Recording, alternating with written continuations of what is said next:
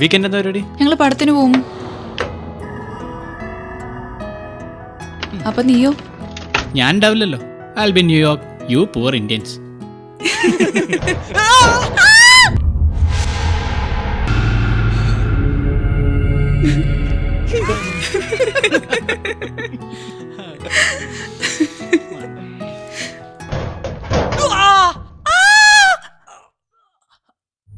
സോജി സോജി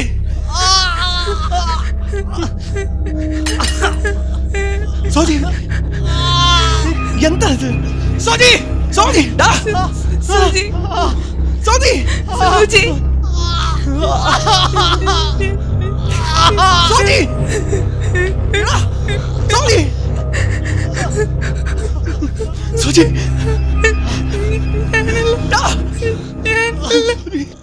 സോജി സോജി എണീക്കടാ സോജി സോജി സോജി സോജി എനിക്ക് സോജി സോജി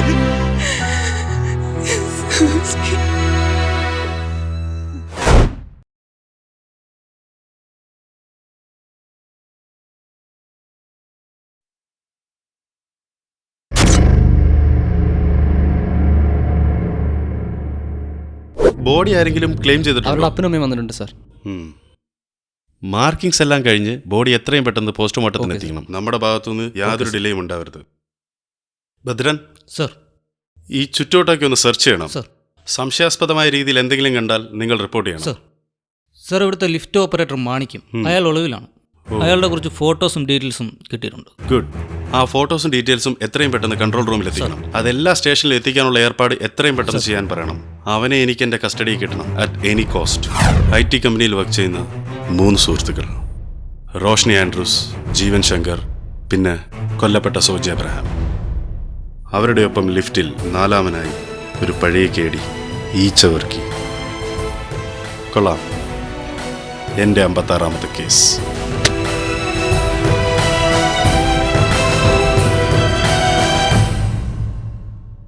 എൻ്റെ പേര് റോഷ്നി, വയസ്സ് 24, വീട് കോട്ടയത്താണ്. ഇവിടെ കൊച്ചിയിൽ 1.5 കൊല്ലമായിട്ട് ഇൻഫോ സൊല്യൂഷൻസിൽ വർക്ക് ചെയ്യാണ്. ഞാൻ ജീവൻ ശങ്കർ, വയസ്സ് 25, വീട് അലമക്കര. ഇവിടെ ഇൻഫോ സൊല്യൂഷനിൽ ഒരു 2 വർഷമായി വർക്ക് ചെയ്യുന്നു. വർക്ക് ചെയ്യുന്ന പേര് സാറേ, വയസ്സ് എന്താണ്ടൊക്കെ എന്താണ് സാറേ? അടിക്കല്ലേ സാറേ? ഞാൻ ഒന്നും ചെയ്തിട്ടില്ല, എനിക്കൊന്നും അറിയാനും പാടില്ല. വീട് ഈ ചമുക്കലാണ്. ഇവിടെ ലോഗൺ കമ്പനിയിൽ ഡെലിവറി ബോയ് വർക്ക് ചെയ്യണം. വയസ്സ് 32 സാറേ. സോജി അവനൊരു ജീനിയസ് ആയിരുന്നു. പോയട്രി, സിംഗിങ്, കമ്പോസിങ്, അങ്ങനെ ഒരുപാട് കഴിവുകളുണ്ടായിരുന്നു അവന്. അവനുള്ളപ്പോൾ ഒരിക്കലും ബോറടിച്ചിട്ടേയില്ല. എപ്പോഴും കളിയും തമാശയും, പിന്നെ അവൻ്റെ പാട്ടും. ഓഫീസിലെ ബെസ്റ്റ് പെർഫോമർ അവാർഡ് മേടിക്കുന്ന ആളായിരുന്നു സോജി. എല്ലാവർക്കും അവനെ ഒരുപാട് ഇഷ്ടമായിരുന്നു. എനിക്കും. എനിക്കറിയത്തില്ല സാറേ, ഈ സോജിയോ കോജിയോ. അപ്പച്ചൻ്റെ അമ്മച്ചിയുടെ ഒറ്റ മോൻ, നല്ല കാശ്, പിന്നെ ഓഫീസിലും വെളിയിലുമായിട്ട് ഓരോ ഇവൻസും പെർഫോമൻസും. കുറേ ഫാൻസ് ഉണ്ടായിരുന്നു അവന്. അവനെൻ്റെ ബെസ്റ്റ് ഫ്രണ്ടായിരുന്നു, റോഷ്നിയുടെയും. ഈ കഴിഞ്ഞ 1 വർഷം പോയതേ അറിഞ്ഞില്ല. We had A great time.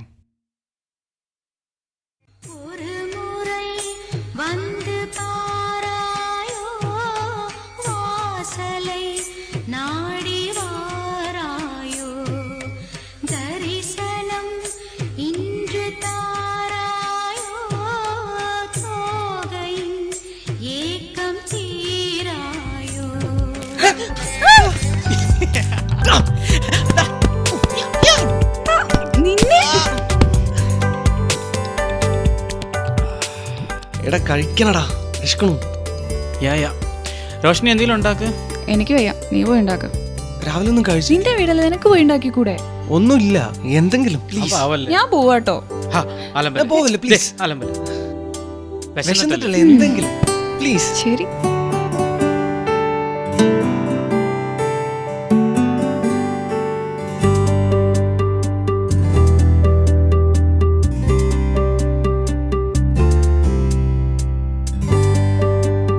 Maggi ready. എത്തി എത്തി. ടീ ഉണ്ടാക്കലടാ.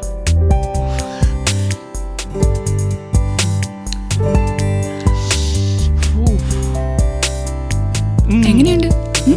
കൊള്ളാം, സൂപ്പർ. അമ്മയും അച്ഛനും ചേട്ടൻ്റെ കൂടെ അങ്ങ് ട്രിവാൻഡ്രത്ത് പോയതുകൊണ്ട് എൻ്റെ വീടായിരുന്നു ഞങ്ങളുടെ താവളം. ഈ കഴിഞ്ഞ 2 മാസമായിട്ട് 80s-ലെയും 90s-ലെയും മിക്ക മലയാള മൂവീസും ഞങ്ങൾ കുത്തിയിരുന്ന് കണ്ടു. അടുത്ത ആഴ്ച അവന് US പോകാൻ പോകുമെന്ന് അറിഞ്ഞപ്പോൾ ഒരു വിഷമം തോന്നി. ഈ അടിച്ചുപൊളിയൊക്കെ തീരുമല്ലോ എന്ന് വിചാരിച്ചു. ഇപ്പോ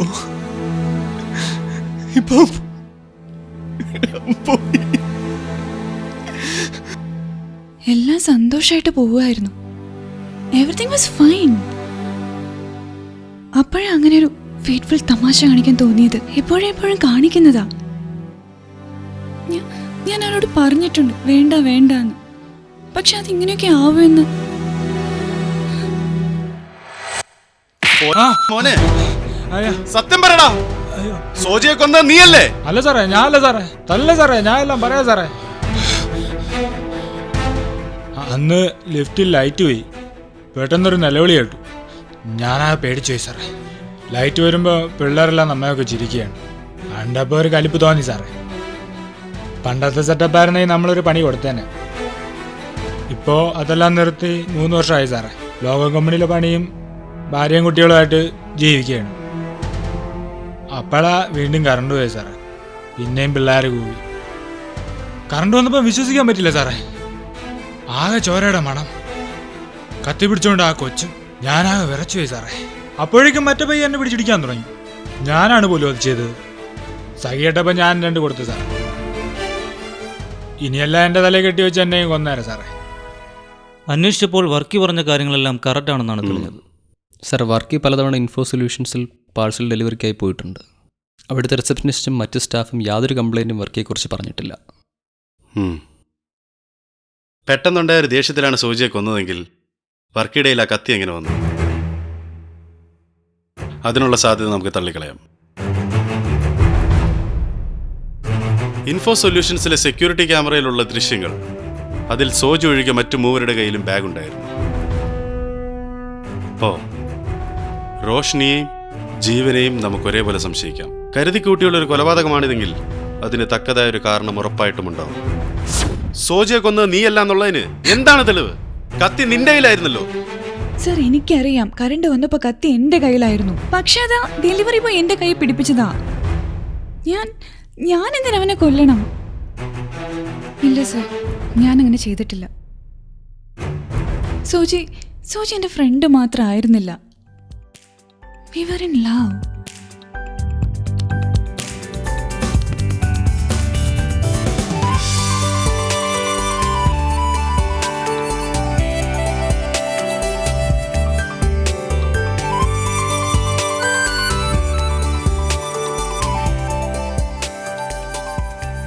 സോജി US പോയി വന്നാലുടനെ ഞങ്ങളുടെ കല്യാണമായേനെ.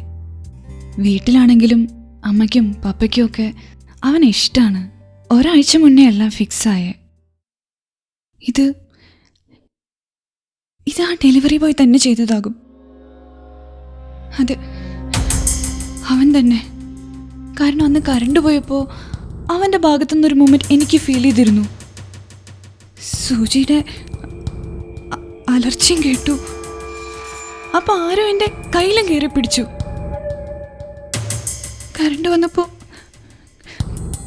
വന്നപ്പോൾ എൻ്റെ സൂചി എൻ്റെ മുന്നിൽ കിടന്ന് പേടയായിരുന്നു.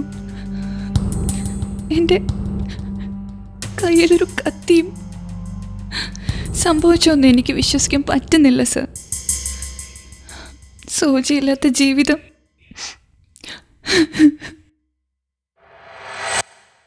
മുമ്പ് പറഞ്ഞതിൽ കൂടുതൽ ഒന്നും എനിക്ക് പറയാനില്ല സർ. ആ ഡെലിവറി ബോയ് തന്നെയാകും. ഞങ്ങൾ എന്തൊരു സോജിയെ കൊല്ലണം? He was my best friend. Best ഫ്രണ്ടിന്റെ ഗേൾ ഫ്രണ്ടിനോട് ആർക്കായാലും ഒരു ഇഷ്ടമൊക്കെ തോന്നും. അതൊരിക്കലും ഒരു തെറ്റല്ല. കൂട്ടുകാരനില്ലാണ്ടായ പിന്നെ അവളെ നിനക്ക് സ്വന്തമാക്കാലോ അല്ലേ? നിർത്തടാ, അവൾ അങ്ങനെയല്ലല്ലോ പറഞ്ഞത്. റോഷ്ന അങ്ങനെ പറഞ്ഞോ? അവൾ ശരിയാ, എനിക്കിഷ്ടമുണ്ടായിരുന്നു, പ്രപ്പോസ് ചെയ്തിട്ടുമുണ്ട്. But that was before Suji. 1 വർഷം മുന്നേ ആയിരുന്നു അതൊക്കെ. I have moved on. Soji അവളും തമ്മിൽ ഇഷ്ടമാണെന്ന് അറിഞ്ഞപ്പോൾ തന്നെ ഞാൻ ആ കേസ് വിട്ടു.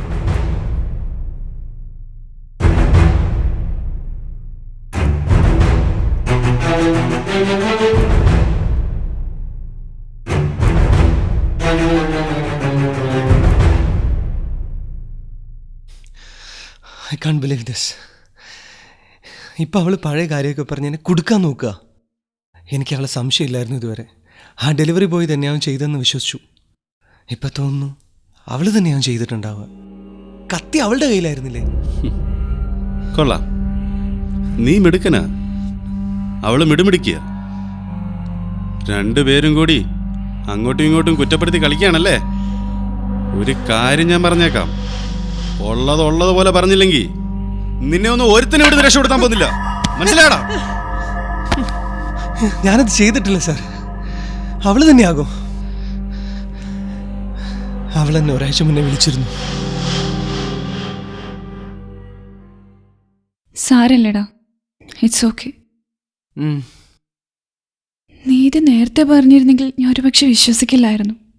സുജി എന്നെയും ചതിക്കുമായിരുന്നു. ഞാൻ എല്ലാ ഒരാഴ്ച മുമ്പേ അറിഞ്ഞു. അവന് വേറെ അഫയേഴ്സ് ഉണ്ട്, ആ പ്രിയ. അവന്റെ സത്യങ്ങളൊക്കെ ഞാൻ മനസ്സിലാക്കിയപ്പോൾ അവൻ എന്നോട് ബ്രേക്കപ്പ് ചെയ്യണമെന്ന് പറയുന്നു. ഓ, അങ്ങനെയൊക്കെ സംഭവിച്ചോ? വേണ്ട, നീ ഒന്നും പറയണ്ട. നീയും അവന് കൂട്ടായിരുന്നല്ലോ. നിനക്കും എല്ലാം അറിയാമായിരുന്നു അല്ലേ? എനിക്ക് ഇങ്ങനെ ഒരു ചതി പറ്റിയല്ലോ മാതാവേ. ഞാൻ അവനെ പൂർണ്ണമായി വിശ്വസിച്ചു.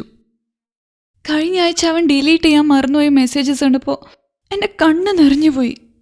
അപ്പം അവൻ പറയാ അവൻ ബ്രേക്കപ്പ് ചെയ്യാൻ പ്ലാൻ ചെയ്യുമായിരുന്നു എന്നൊക്കെ. പിന്നെ 2 ദിവസം കഴിഞ്ഞ് സോറിയൊക്കെ പറഞ്ഞു വന്നു. എനിക്ക് അവൻ്റെ ക്യാരക്ടർ ഒട്ടും മനസ്സിലാക്കാൻ പറ്റുന്നില്ല. എടി, നിന്നോട് എന്തൊക്കെ പറയണം എന്തൊക്കെ പറയേണ്ടെന്ന് എനിക്കറിയില്ല. അവന് മറ്റൊരു മുഖമുണ്ട്, ആർക്കും അറിയാത്തൊരു മുഖം. റിലേഷൻഷിപ്പിനൊന്നും ഒരു വിലയില്ലാത്തൊരു തെണ്ടിയാണ് അവൻ. നിനക്ക് മുമ്പ് പല അഫയേഴ്സ് അവനുണ്ടായിരുന്നു. നാട്ടിലും കോളേജിലൊക്കെ പല ഗേൾ ഫ്രണ്ട്സ്. ഞാൻ പലപ്പോഴും പറഞ്ഞതാ ഈ പോക്ക് ശരിയല്ല എന്ന്. പക്ഷെ എവിടെ നിന്ന് മാറാൻ? ചതിയൻ എന്നും ഒരു ചതിയൻ തന്നെ. അങ്ങനെയൊക്കെ ആയിരുന്നു അല്ലേ കാര്യങ്ങൾ? അവൻ ചെയ്തതോ പോട്ടെ, നിനക്കെങ്കിലും എന്നോട് സത്യങ്ങൾ തുറന്നു പറഞ്ഞൂടായിരുന്നോ? ഛേ, നീ എൻ്റെ ഫ്രണ്ട് അല്ലായിരുന്നോടാ?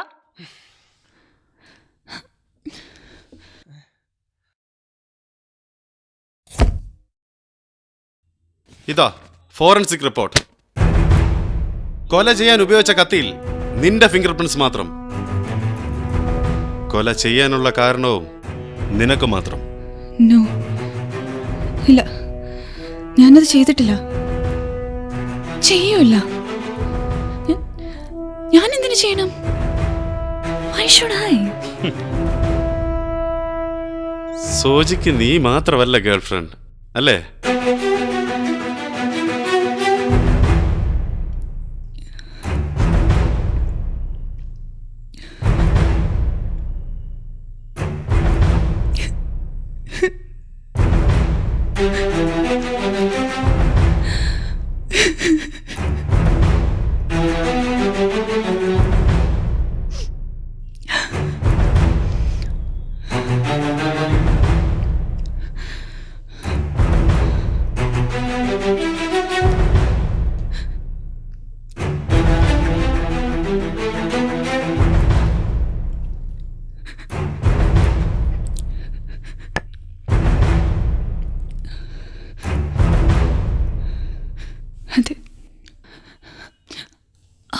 വേറെയും കുറെ ഗേൾഫ്രണ്ട്സ് ഉണ്ടായിരുന്നു.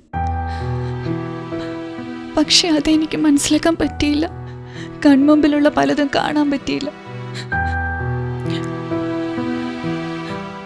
ഒരുപാട് വിഷമിച്ചു ഞാൻ. പിന്നെ ഒരിക്കലും അവനോട് മിണ്ടില്ലെന്ന് വിചാരിച്ചതാ. അപ്പോഴവൻ തിരിച്ചു വന്നേ, മാപ്പ് പറഞ്ഞുകൊണ്ട്. ഒരു ലാസ്റ്റ് ചാൻസ് അവൻ ചോദിച്ചു. കരഞ്ഞ് കാല് പിടിച്ചു. അവന് നന്നാവാനൊരു ചാൻസ് കൊടുക്കണമെന്ന് എനിക്കും തോന്നി. കാരണം എന്നും എൻ്റെ മനസ്സിൽ അവനോട് ഇഷ്ടം മാത്രമേ ഉണ്ടായിരുന്നുള്ളൂ. അവൻ തന്നെയാണ് അവൻ്റെ അപ്പച്ചനെയും അമ്മച്ചയും കൊണ്ട് ഒരാഴ്ച മുന്നേ എൻ്റെ വീട്ടിൽ വിളിപ്പിച്ചത്. എൻ്റെ മമ്മിക്കും പപ്പയ്ക്കും നല്ല സന്തോഷമായി. അങ്ങനെയാണ് ഞങ്ങളുടെ എല്ലാം ഫിക്സ് ആയത്.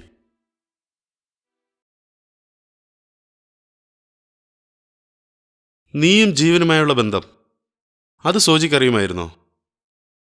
ഞാനും ജീവനും ഫ്രണ്ട്ഷിപ്പ് അല്ലാതെ വേറൊരു ബന്ധവുമില്ല.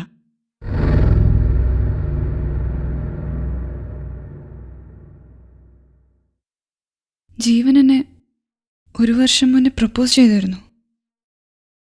പക്ഷേ എനിക്ക് അവനോട് അങ്ങനെ ഒരു ഫീലിങ്സ് ഇല്ലെന്ന് അന്നേ ക്ലിയർ ആക്കിയിരുന്നു. പിന്നെ അവൻ എൻ്റെ ഒരു നല്ല ഫ്രണ്ടായി, ക്ലോസ് ഫ്രണ്ടായി. പ്രത്യേകിച്ച് ഇതിനെപ്പറ്റി സോജിയോടൊന്നും പറഞ്ഞിട്ടില്ല, പറയേണ്ട ആവശ്യം വന്നിട്ടില്ല. ഈ ജീവനും സോജിയും തമ്മിൽ എങ്ങനെയായിരുന്നു? എപ്പോഴെങ്കിലും ജീവൻ നിങ്ങളെ തമ്മിൽ തെറ്റിക്കാൻ ശ്രമിച്ചിട്ടുണ്ടോ? ഇല്ല, അവർ ബെസ്റ്റ് ഫ്രണ്ട്സ് ആയിരുന്നു. ജീവൻ എപ്പോഴും സോജിയുടെ കള്ളത്തരങ്ങൾ ഒളിപ്പിച്ചിരുന്നു.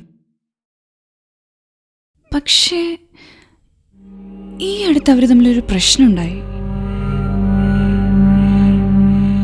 ജീവൻ ഒരാഴ്ച മുന്നേ വിളിച്ചിരുന്നു.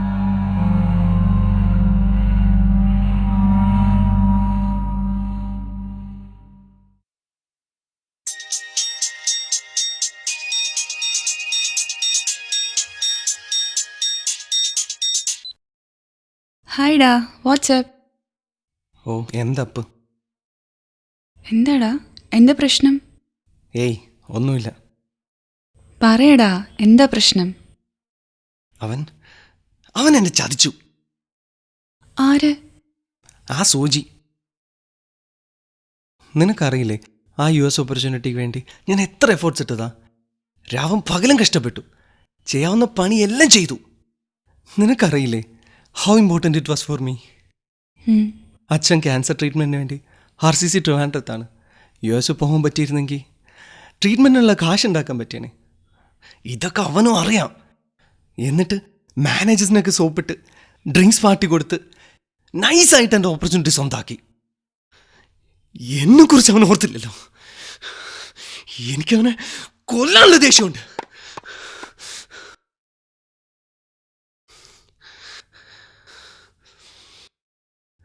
അടുത്ത ആഴ്ച അവൻ ലീവ് എടുത്ത് നാട്ടിൽ പോകുമെന്ന് പറഞ്ഞപ്പോൾ എനിക്കറിയില്ലായിരുന്നു അത് US പോകാനുള്ള പർച്ചേസിന് വേണ്ടിയിട്ടായിരുന്നു എന്ന്. അതുപോലും അവൻ എന്നോട് പറഞ്ഞില്ല. അതൊക്കെ ബാക്കിയുള്ളവർ പറഞ്ഞിട്ടാണ് ഞാൻ അറിയുന്നത്. അടുത്ത ട്യൂസ്ഡേക്ക് ടിക്കറ്റ് വരെ നോക്കുകയാണ് ഇത്രേ. നിനക്കറിയായിരുന്നു ഇതൊക്കെ? ഞാൻ അറിഞ്ഞിരുന്നു. ഡാ, ഇത് നിന്നോട് എങ്ങനെ പറയണമെന്ന് എനിക്ക് അറിയില്ലായിരുന്നു. നിന്റെ കാര്യങ്ങളൊക്കെ എനിക്ക് അറിയാവുന്നതല്ലേ. ഡാ, ഞാൻ അവനോട് സംസാരിക്കണോ? ഞാൻ പറഞ്ഞാൽ ചിലപ്പോൾ അവൻ കേൾക്കും. വേണ്ട വേണ്ട, ആ തെൻ്റെയോടൊന്നും പറയണ്ട. ചതിയനാണ്, എല്ലാവരും പറ്റിക്കും. എൻ്റെ ബെസ്റ്റ് ഫ്രണ്ടാണെന്ന് വിചാരിച്ചേ, പക്ഷെ അവൻ ആരുടെയും ഫ്രണ്ടല്ല. എല്ലാവരും ചതിക്കും. നിന്നെയും. അവന് വേറെ അഫയേഴ്സൊക്കെ ഉണ്ട്.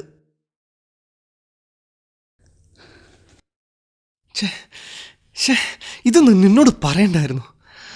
സോറി.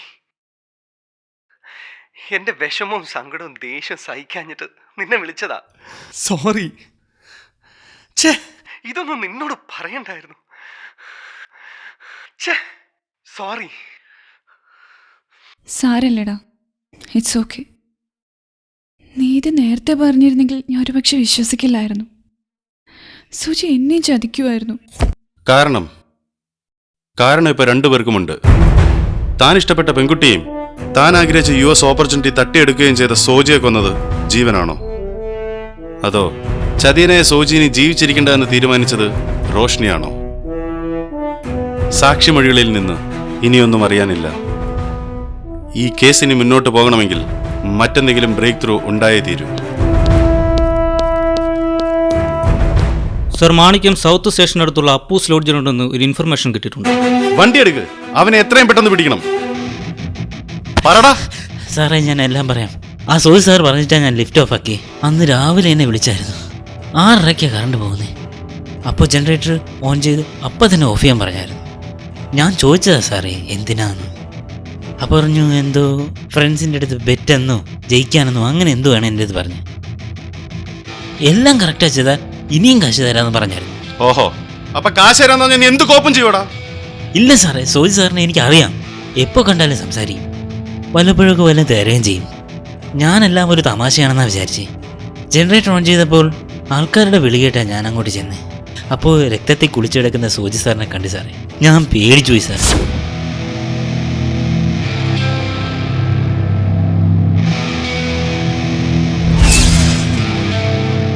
സോജി ലിഫ്റ്റ് ഓഫ് ആക്കാൻ പറയാൻ കാരണം എന്തായിരിക്കും?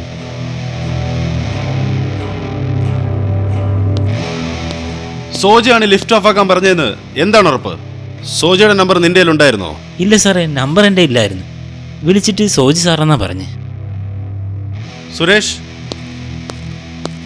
സർ, എത്രയും പെട്ടെന്ന് ഒന്ന് സൈബർ സെല്ലിനെ കോൺടാക്ട് ചെയ്യണം. ആ നമ്പർ ആരുടെ പേരിലാണെന്ന് നമുക്ക് കണ്ടുപിടിക്കണം.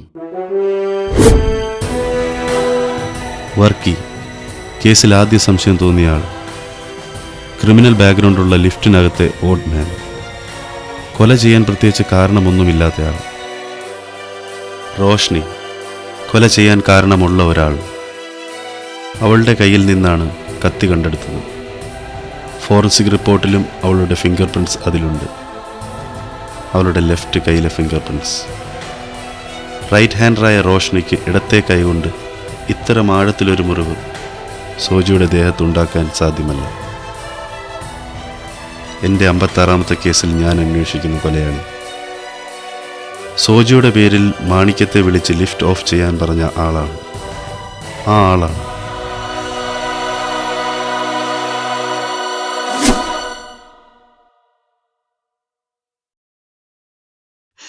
ഇല്ല, അത് ഞാനല്ല. ഞാൻ ചെയ്തിട്ടില്ല. ഞാൻ സോജിയെ കൊന്നിട്ടില്ല. അവനെ കൊല്ലാനുള്ള ദേഷ്യം ഉണ്ടായിരുന്നു എൻ്റെ ഓപ്പർച്യൂണിറ്റി തട്ടിയെടുത്ത നിമിഷം. പക്ഷേ കുറച്ച് കഴിഞ്ഞപ്പോൾ ആദ്യം ഉൾക്കൊണ്ടു. ഇനിയും ശ്രമിച്ചാൽ എനിക്ക് അവസരം കിട്ടും. അതിനുവേണ്ടി ഞാൻ അവനെ കൊല്ലേണ്ട കാര്യമില്ല. പിന്നെ അവിടെ ചെന്ന എന്നെ അങ്ങോട്ട് കൊണ്ടുപോകാൻ അവൻ ഹെൽപ്പ് ചെയ്യാമെന്ന് പറഞ്ഞതാ. അവനത് ചെയ്യുന്നെന്ന് എനിക്ക് ഉറപ്പില്ലായിരുന്നു. പക്ഷേ എൻ്റെ അച്ഛൻ്റെ ട്രീറ്റ്മെൻറ്റിന് വേണ്ടി കിട്ടുന്ന കച്ചിത്തുരുമ്പ് പിടിക്കാൻ മാത്രമേ എന്നെ കൊണ്ട് പറ്റൂ. അതുകൊണ്ട് പ്രശ്നങ്ങളൊക്കെ ഞാൻ മറന്നു. അവൻ പറയുന്നത് വിശ്വസിച്ചു. വീണ്ടും കമ്പനിയായി. അവനോട് എനിക്ക് ദേഷ്യം ഉണ്ടായിരുന്നു. പക്ഷെ അതിനുവേണ്ടി ഞാൻ അവനെ കൊല്ലില്ല. ഇതെന്താണെന്ന് എനിക്ക് ഓർമ്മയുണ്ടാവില്ല അല്ലേ? ഇത് ഞങ്ങൾ കണ്ടെടുത്തത് നിന്റെ വീട്ടിലെ ഡസ്റ്റ്ബിന്നിൽ നിന്നാണ്. ലിഫ്റ്റ് ഓപ്പറേറ്റർ മാണിക്യത്തെ വിളിക്കാൻ ഉപയോഗിച്ച ഈ പുതിയ നമ്പർ നിന്റെ പേരിലാണ്. എനിക്കറിയില്ല, ഇതൊന്നും എന്റേതല്ല. ഇതൊന്നും നിന്റേതല്ലായിരിക്കാം. പക്ഷേ സോജിയെ കൊല്ലാൻ ഉപയോഗിച്ച കത്തിയുടെ ഈ കവർ, ഇത് നീ ഭദ്രമായി ഒളിപ്പിക്കാൻ മറന്നു. ഇത് ഞങ്ങൾ കണ്ടെടുത്തത് നിന്റെ വീടിനടുത്തുള്ള പറമ്പിലാണ്. എനിക്കൊന്നും അറിയില്ല. എനിക്കൊന്നും അറിയില്ല. ഞാൻ അവനെ കൊന്നിട്ടില്ല.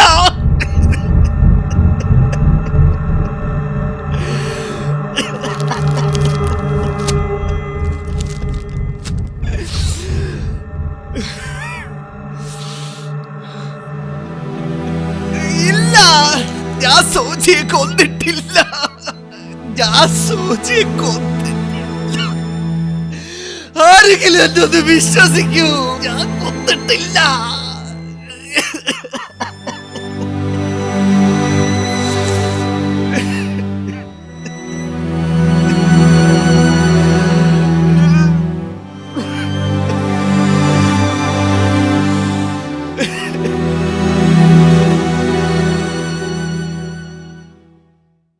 ഇങ്ങനെയൊക്കെ ആയിരുന്നു അല്ലേ കാര്യങ്ങള്? അവൻ ചെയ്തതോ പോട്ടെ, നിനക്കെങ്കിലും എന്നോട് സത്യങ്ങൾ തുറന്നു പറഞ്ഞൂടായിരുന്നോ?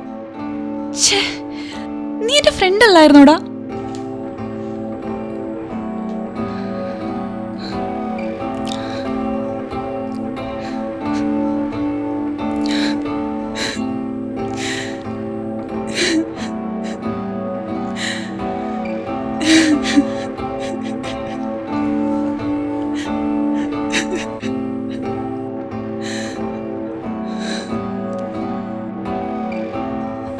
ആത്മഹത്യ ചെയ്യണമെന്ന് വിചാരിച്ചതാ.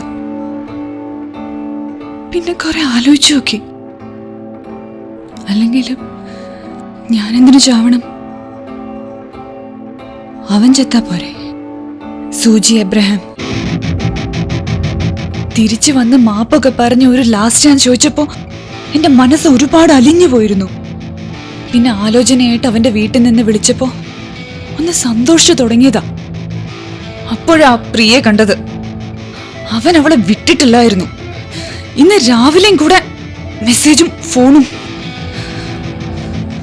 ഒരുപാട് മോഹന വാഗ്ദാനങ്ങൾ അവൾക്കും കൊടുത്തിട്ട് നാടുവിടാനുള്ള പ്ലാനായിരുന്നു ആ സൂചിയുടെ.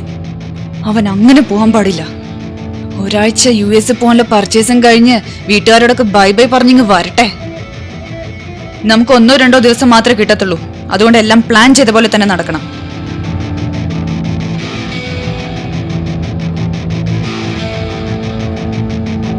ഇതാ, ഈ കവറിലെല്ലാം ഉണ്ട്. കത്തിയും സിം കാർഡും പിന്നെ പറഞ്ഞതിൽ കൂടുതൽ പണവും. ഇതിന്റെ എല്ലാം കവർ ഞാൻ അവസരം കിട്ടുമ്പോൾ ജീവന്റെ വീട്ടിൽ എത്തിച്ചോളാം. കുറെ കാലം സോജിയെ സപ്പോർട്ട് ചെയ്തതിന് അവൻ ഇത് തന്നെ കിട്ടണം. He deserves it. പിന്നെ സോജി എന്നെ ഒരുപാട് സ്നേഹിച്ചതല്ലേ, അതിന് മരണത്തിൽ കുറഞ്ഞൊരു ശിക്ഷ കൊടുക്കുന്നത് മോശമാവില്ലേ?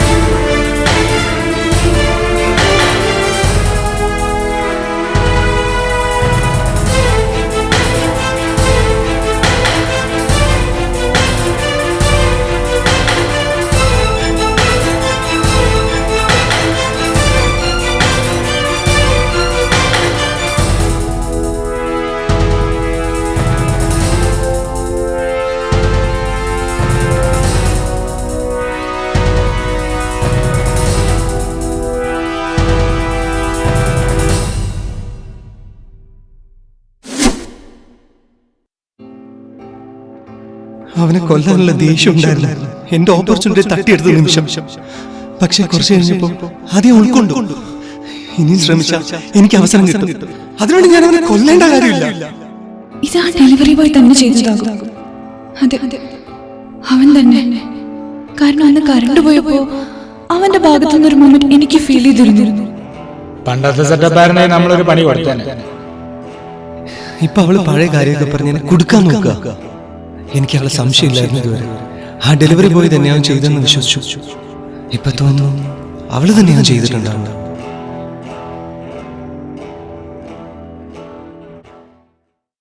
സർ, ജീവൻ്റെ പേരിലുള്ള ചാർജ് ഷീറ്റ് റെഡി ആയിട്ടുണ്ട്. വെയിറ്റ്, അത് ഫയൽ ചെയ്യാൻ വരട്ടെ. കൊല ചെയ്യാൻ ഒരുപാട് കാരണങ്ങളുള്ള ഒരാളാണ് ജീവൻ. എല്ലാ തെളിവുകളും പോയിന്റ് ഔട്ട് ചെയ്യുന്ന ഒരേ ഒരാൾ. കൊലയ്ക്ക് ഉപയോഗിച്ച കത്തിയുടെ കവർ, മാണിക്യത്തെ വിളിക്കാൻ ഉപയോഗിച്ച നമ്പറിൻ്റെ ഉടമ, അങ്ങനെയെല്ലാം. രക്ഷപ്പെടാൻ ജീവനിനി ഒരു പഴുതും ബാക്കിയില്ല. ഒരുപക്ഷേ ഈ തെളിവുകളെല്ലാം സൃഷ്ടിച്ചതാണെങ്കിലോ? What if he's framed? അന്വേഷണം ഇവിടെ തീരുന്നില്ല. ആ സിം കാർഡ് മേടിച്ച കടയും ആ കത്തി മേടിച്ച കടയും കണ്ടുപിടിക്കണം. This case is still on.